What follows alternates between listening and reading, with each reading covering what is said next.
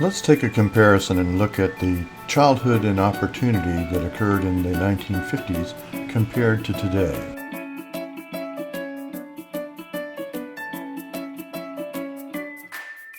Childhood in the 1950s was very different from childhood in 2023. We can look at the emphasis on education. Education in the 1950s, most children left school at 14 and had a strong focus on academics.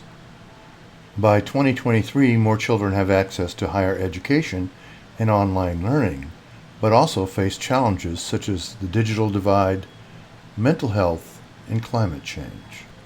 In the 1950s, children played with toys like Mr. Potato Head, Barbie, and electric train sets.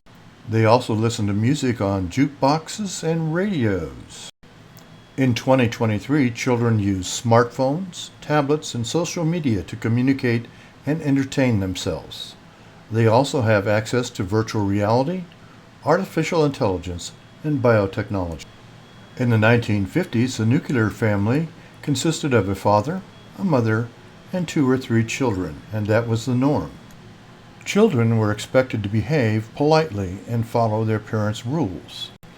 In 2023, the family structure is more diverse and includes single parents, blended families, and same-sex couples. Children have more autonomy and freedom of expression, but also face more risks such as violence, abuse, and neglect. Opportunities in the 1950s were very different than opportunities in 2023. In the 1950s, as you went to school, you were on the track for either college prep, auto shop, or home economics. Teens were marginalized by the adults and faced social pressures to conform.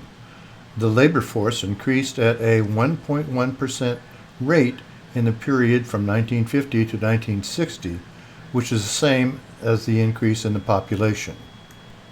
Opportunities in 2023 are very different than those for youth in the 1950s. In 2023, youth are young people between the ages of 16 and 24 and seem to be disconnected from school and work. The various challenges they face represent untapped potential for the nation. No matter what era you look at, we've always had the poor and homeless. Remember the famous line in Scrooge, "Are there no workhouses? Are there no jails?" Has things changed over the period and decades since the time of the 1800s or 1700s? No. Today, we still have poor, just as we did in the past. Are there any solutions for poverty in 2023 and the future? There are many possible solutions for poverty depending on the context and the causes. Let's take a look at some of the common solutions that we can find. The first would be to educate children to increase their opportunities and skills. Next, we need to prevent diseases and improve hygiene by providing clean water. If you take a look at Detroit, you know what I'm talking about.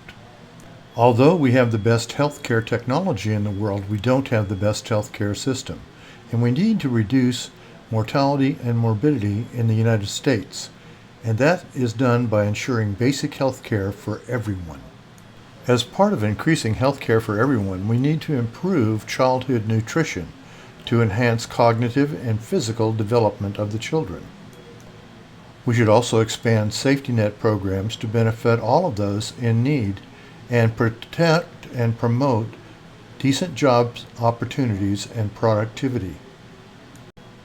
I could go on, but the bottom line is we need to implement national policy reforms to address structural and other barriers to inequality in America.